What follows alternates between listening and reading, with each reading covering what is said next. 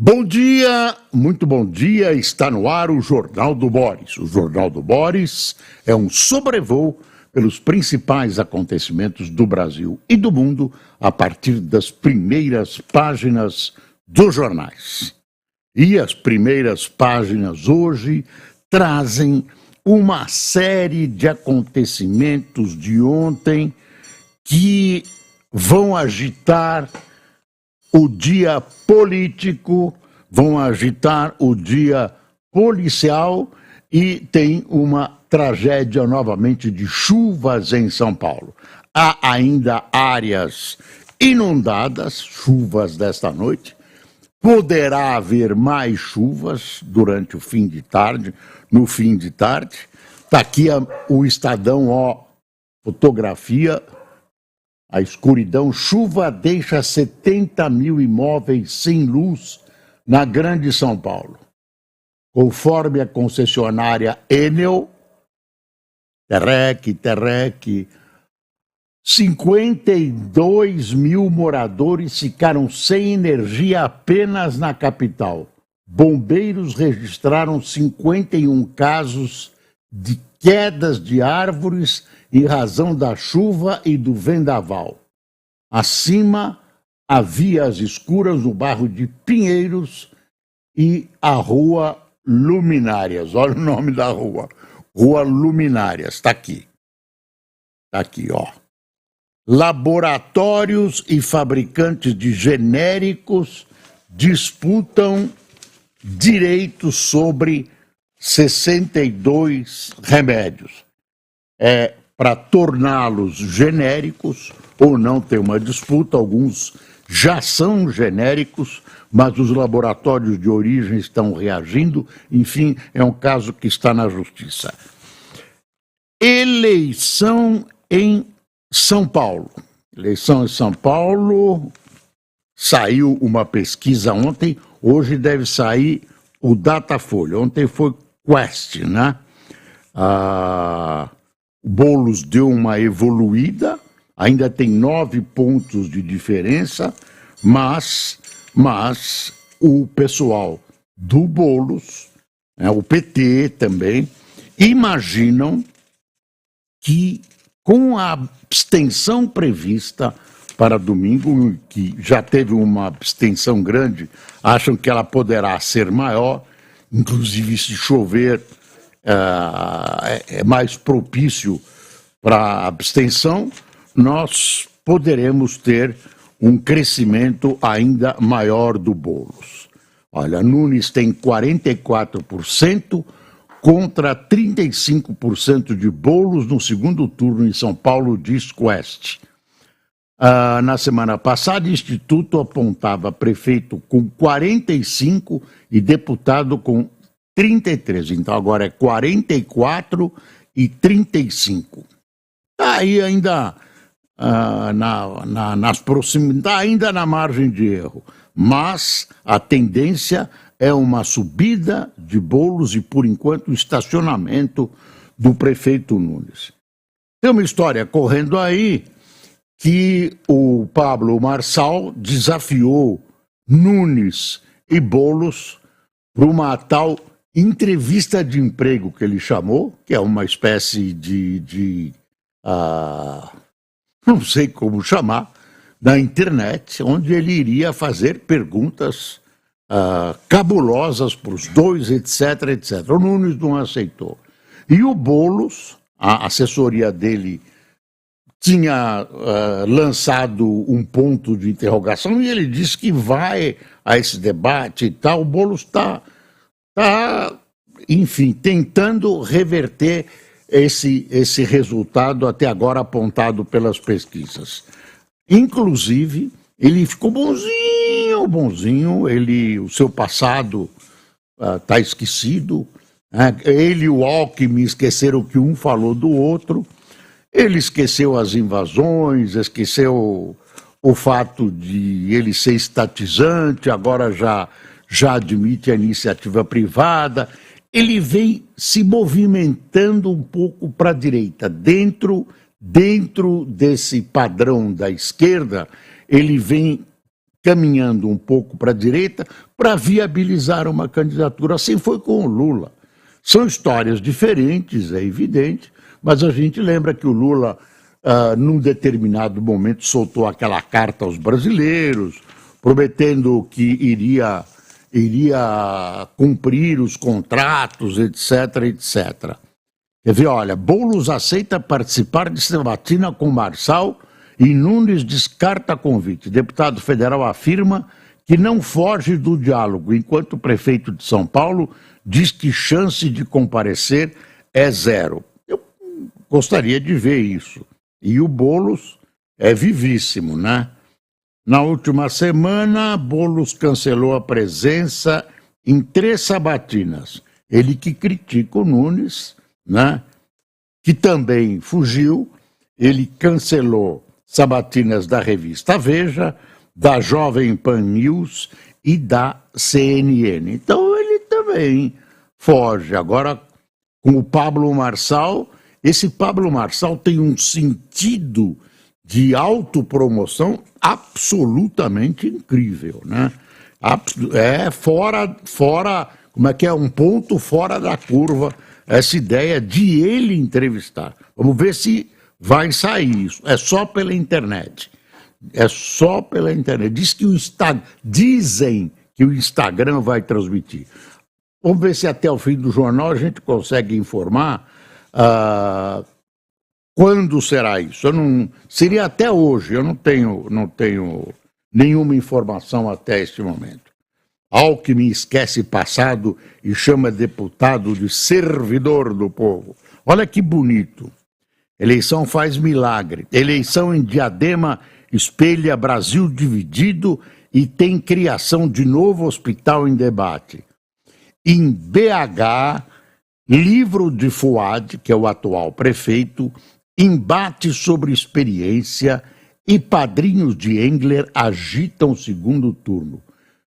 Fuad, as pessoas já comemoravam, seus assessores, uma vitória, agora o Engler subiu e a ameaça, está empatado, né? Está empatado e ele está subindo. Cristina fala em anistia a multados na pandemia de Covid-19. Isso, a candidata à prefeitura de Curitiba, Cristina Grammel, eu não sei exatamente a pronúncia do nome da dona Cristina, por isso que eu estou evitando falar. Eu peço perdão aos espectadores do Paraná por essa falha. Desculpe a nossa falha. A campanha de seu adversário nas urnas, Eduardo Pimentel, deturpa o que ela fala. Esse é o ambiente dos jornais. Lúdio Cabral une esquerda e barões do agro contra bolsonarista em Cuiabá. Petista apoia em pragmatismo, moderação, experiência política e uma disputa acirrada com Abílio Brunini. Caiado é derrotado por justiça por usar palácio para apoiar aliado. Universidade nega que candidato em Goiânia se formou em direito. Ele cursou, mas a universidade diz que ele não completou uma série que ele tinha que completar de práticas jurídicas. Olha, 200 horas, não concluiu a graduação, tendo deixado de cumprir 200 horas de atividades complementares obrigatórias. Ele mostrou notas dele, não é que ele, você lê a manchete, tinha essa manchete, você fica pensando que ele não cursou, que ele inventou. Não é exatamente isso. Mas também ele não tá habilitado, não está diplomado mesmo. Bom, deixa eu ver aqui. A manchete da Folha, está aqui, ó. Estados triplicam benefícios fiscais em 10 anos. 2025 terá 267 bi. Hoje deve ser apresentada uma solução para... Não sei se vai ser uma solução, mas a promessa é apresentar uma solução entre o Executivo e o Legislativo sobre essa questão das emendas parlamentares. o pomo da discórdia estaria no seguinte: parece que eles chegaram a uma conclusão que as emendas devem ser transparentes, etc, etc. Mas essa é a briga daqui para frente. E um outro grupo disse que não, daqui para frente não, as de trás também, desde o começo. Transparência para aí que está pegando um dos pontos que as coisas estão pegando. Eu assisti ontem na Rede Vida uma entrevista de um senador, Efraim Filho.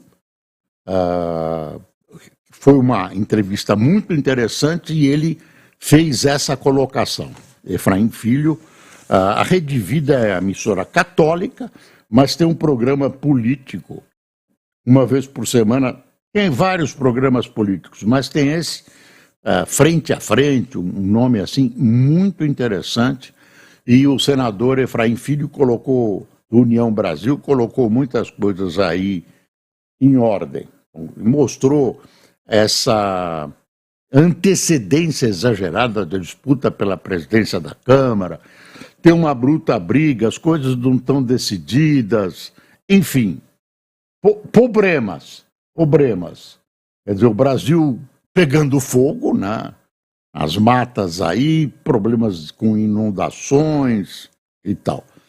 Falando em inundação, ontem, no Rio de Janeiro, tivemos um grande grupo de torcedores do Peñarol que vieram assistir o jogo do Botafogo contra o Peñarol e que vandalizaram o recreio dos Bandeirantes, vandalizaram, roubaram coisas, quebraram barzinhos na orla, enfim, foi uma pancadaria, cerca de 200 foram presos, não assistiram ao jogo, foram liberados, a maior parte deles foi liberada, mas cerca de 20, não é isso, ficaram presos pelos danos causados, ameaças de morte, tinha gente armada, puseram fogo no ônibus, nossa, as imagens são assustadoras.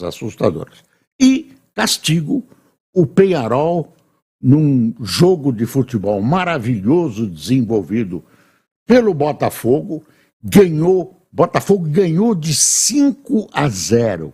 5-0, que é um feito incrível, uma equipe boa que é o Peñarol. 5-0 com gols magistrais, todos no segundo tempo. Primeiro tempo terminou 0-0.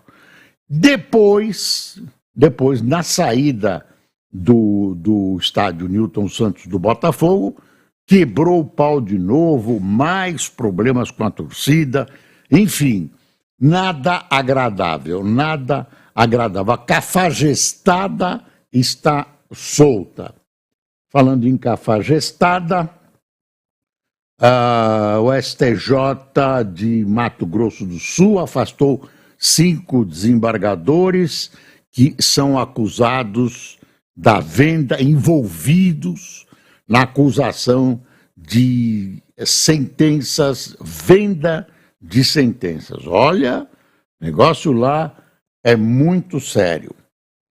Aí o Lula falou, deitou falação o Lula ontem, não pôde ir a essa reunião tão, que as esquerdas dizem que são uma reunião do BRICS maravilhosa, uma cidade da Rússia chamada Kazan, e aí o Lula deitou falação pela internet, ainda um pouco combalido por tudo o que aconteceu. Aliás, não se sabe nem se ele vem votar aqui no ABC. A Janja diz que ele volta ao Palácio na segunda-feira, ao Planalto, está no Alvorada. E, enfim, ele está liberado pelos médicos, mas ainda, claro, toma cuidado, sofreu Mas aí, essa ida dele, esse acidente, acabou livrando ele de ir nessa reunião estranhíssima, né? Essa reunião estranhíssima, que acabou, dizem que contra a posição brasileira, mas eu preciso ver isso com certeza, mas a informação é essa, que acabou recebendo vários novos países, dentre eles Cuba, mas como o Lula brigou com o ditador da Venezuela, que apareceu lá de penetra de repente, a Venezuela ficou de fora. Ele queria que a Venezuela participasse. O discurso do Lula, são observações que a gente tem que fazer. Olha, ele tratou, ele, claro, colocou os pontos de vista, as coisas que são interessantes, você pode não concordar, mas são pontos de vista e tal. Mas aí, quando ele chegou na questão russa, ucraniana, ele coloca em equivalência os dois países. Precisamos negociar, sentar à mesa. Não falou que a Rússia invadiu a Ucrânia. A Ucrânia é vítima. Aí colocou os dois, precisamos fazer a paz, sentar-se à mesa. Parece que é uma guerra com equivalência, com pesos iguais. Banana, a Rússia invadiu a Ucrânia, quer território da Ucrânia, quer expandir os seus territórios. Isso é uma coisa. Depois ele atacou Israel, está com bronca de Israel, né? Foi considerado persona não grata no Estado judeu. Ele atacou Israel, até você pode atacar Israel, tem gente dentro de Israel, muita gente que discorda dessa política de Netanyahu de bombardeios. Teve bombardeios, mas ele esqueceu do seguinte, ele esqueceu de citar o que o Hamas fez, o que o Hezbollah fez. Ele só falou dos ataques de Israel, que para muita gente são condenáveis mesmo, porque na busca, por exemplo, de cidadãos do Hezbollah atinge civis no Líbano, tem uma série de coisas. Mas aí ele não menciona os ataques, não menciona o episódio que desencadeou toda essa situação, né, que foi a entrada do Hamas em território israelense, reféns, a morte de mais de 1.000 israelenses, não falou nada. E não menciona os ataques com mísseis que o Hezbollah tem feito contra Israel, né, o tempo todo. Enfim, o perigo é o Brasil se encaixar nesse BRICS que está sendo manipulado pela China e pela Rússia, especialmente pela China. Aliás, o Brasil não aderiu à tal nova rota da seda, que é a presença chinesa financiando o progresso em vários países, né? Enfiando as suas mãos em vários países da América e tudo isso. O Brasil tem que tomar muito cuidado, tem que negociar com todo mundo, tem que negociar com a China, relações comerciais com todo mundo, Cuba, Nicarágua, Venezuela, todo mundo. Não tem preconceito, né? Mas não precisa aderir às vontades, né, estratégicas. A estratégia internacional desses países não precisa, até porque quase todos são ditaduras. E entre eles há problemas. Então, todo cuidado é pouco. Todo cuidado. Eu vejo. E aí, o Brasil passa a ser visto. O ministro de Relações Exteriores diz que não, passa a ser visto como um anti-ocidental. Ele diz: somos Ocidente. Passa a ser visto assim pela comunidade internacional. Você tem países autoritários de um lado, que era o terceiro mundismo, agora ganhando essa coisa de BRICS e tudo, e do outro lado você tem... Aí não tem anjo, tem interesses, né? Nas relações internacionais tem interesses, mas o Ocidente guarda a liberdade individual, guarda tenta fazer vigílium, eu não sei se é vigílium vigorarem. Quem sabe português me corrija, por favor. Os direitos humanos, os direitos das pessoas, etc, etc. Então, cuidado, viu, menino? Cuidado, Lula, por favor, não vai enfiar o Brasil como caudatário, olha, caudatário da China. É uma morte a lamentar, olha aqui, morre, isso é a ilustrada, morre Antônio Cícero, poeta e filósofo, que fez parte da BL, escreveu algumas canções mais célebres da MPB. Jornais hoje o homenageiam. Essa morte tem uma história especial. Ele foi para a Suíça. Na Suíça você pode ter a morte assistida. Ele estava sofrendo, tinha uma série de problemas físicos, estava sofrendo e decidiu morrer.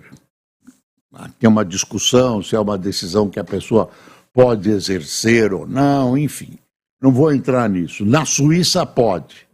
Na Suíça pode, e ele, então, foi lá, mostrou o seu sofrimento, tem um protocolo, fala com médicos, psicólogos, etc., passa por aquilo e morreu, né, de maneira tranquila, deixou uma carta de maneira tranquila, segurando na mão do seu marido e, enfim, deu fim à sua vida, né, de uma maneira que aí está começando a ganhar espaços no pensamento das pessoas, que é o direito de você pôr, sem sofrimento, fim à sua vida. É uma discussão. O que você acha? É uma discussão. Globo. Eu vou pegar aqui, eu não vou discutir isso, eu não vou discutir ciência, que eu não entendo nada e muito menos de medicina. Olha aqui, novo anormal, pressão 12/7 passa a ser considerada elevada na Europa. Quer dizer, 12/8, ou 12/7 é considerado normal aqui no Brasil, nos Estados Unidos. Agora, estamos chegando a essa conclusão na Europa. E Brasil deve adotar o padrão.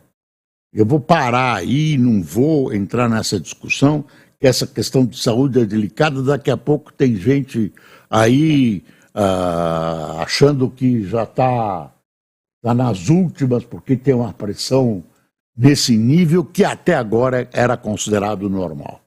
Está aqui a vitória do Botafogo, 5 passos para a história, uma foto bonita, né, da vitória do Botafogo. Que jogo! Também aqui o Globo, com uma chamada na primeira página, o poeta e a morte por amor à vida. Filósofo integrante da BL, escreveu letras de clássico da música brasileira, como O Último Romance, A Francesa e Fugaz, os 2 últimos sucessos de sua irmã, Marina Lima. Sofrendo de Alzheimer, ele se decidiu pela eutanásia. Não é eutanásia. Eutanásia é quando, pelo menos o que eu sei, quando os médicos sabem que não tem jeito e decidem aliviar a pessoa. Aí não, aí é morte assistida, é uma espécie de suicídio. Na Suíça, onde a prática é prevista em lei, deixou uma carta de despedida. Aí tem um trecho da carta. Minha vida se tornou insuportável. Não consigo mais escrever bons poemas nem bons ensaios.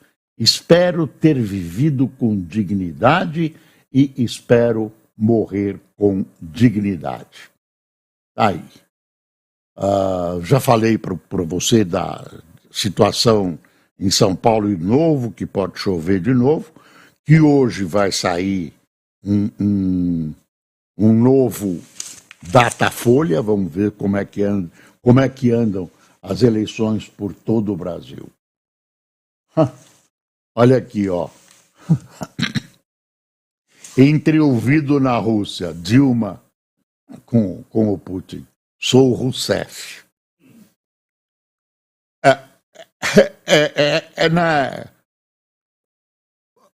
É boa a piada, mas esse Rousseff que a Dilma traz é do pai dela, búlgaro, da Bulgária. Sobrenome judeu búlgaro. A Dilma tem sangue judeu. Ela mesma me contou. Esse Rousseff é búlgaro. Mas é lá, né? Da Eslávia. A Eslávia. Malu Gaspar, é difícil Boulos provar que dialoga com o novo trabalhador. Deixa eu ver aqui. Miriam Leitão, há um bom momento da economia, apesar das nuvens fiscais. E aí tem um negócio, ontem eu elogiei, o FMI elogiou o Brasil, mas aí ontem mesmo veio isso. FMI piora previsões da dívida e só superávit e só vê superávit em 2027. Só vê superávit em 2027. O Fundo Monetário Internacional piorou suas projeções para a dívida bruta brasileira em 2024 e nos próximos 5 anos. Nas estimativas do fundo, o indicador vai subir de 84,7% do PIB em 2023 para 87,6%. De 84,7% para 87,6% neste ano. A instituição prevê que o indicador continuará a aumentar até 2029, o ano mais distante para o qual fez projeções. Está aí. Então, essa coisa, os números são bons nesse momento. Mas o horizonte é cheio de nuvens. O horizonte é cheio de nuvens negras. O Boulos recebeu, que tanto critica os outros, recebeu 600 mil reais de contribuição eleitoral de parentes de diretores de bancos. Ele diz que são contribuições individuais, etc., que não tem nada disso. Tem uma história terrível, atirador com esquizofrenia e registro de CAC, são as armas, né, de colecionador, mata 3 e fere 9 no Rio Grande do Sul. Homem matou pai, irmão e policial militar. Ele deu centenas de tiros, derrubou drones e manteve cerco por 10 horas antes de ser morto. Às vezes uma pessoa só consegue dominar toda uma tropa. Eu não sei se ele é muito eficiente ou se a tropa é ineficiente. Os genéricos, aí o editorial do Estadão, Boulos tropeça no caminho a Damasco. PT e PSOL se opõem a todas as tentativas de aliviar o peso do Estado sobre os negócios. Querem que o eleitor acredite que sua vedete se converteu num campeão de empreendedorismo. Imagine. Aí o Estado comemora toda uma visão da oposição e da situação a favor da retirada dos celulares das salas de aula. E quem tomou cafezinho conosco, vamos lá. Muito obrigado a vocês. Ana Silva, Brígida Dias, Neymar Pina, Vânia Cecília, Ronaldo Lopes, Wagner Jambinski, Tércio Ribeiro, Itacir Maia, Alci Lago, Nara Pereira, André Silveira, Dulce Maris, Rosimar Rodrigues, Márcio Almodova, Luzinete Porto de Arujá Ildemar Pastre de Cascavel, Paulo Akira de Votuporanga, Classi Schneider de Veranópolis, Rio Grande do Sul. Pessoal, muito obrigado, muito obrigado. Pense bem em quem você vai votar, não se assuste com o negócio de pressão, consulte seu médico, veja como é essa história direitinho, né? Toma cuidado com as notícias, nem sempre elas são as mais fiéis, não estou criticando o Globo, mas sempre tenho medo de notícias sobre saúde. E lembre-se, é preciso passar o Brasil a limpo. Bom dia.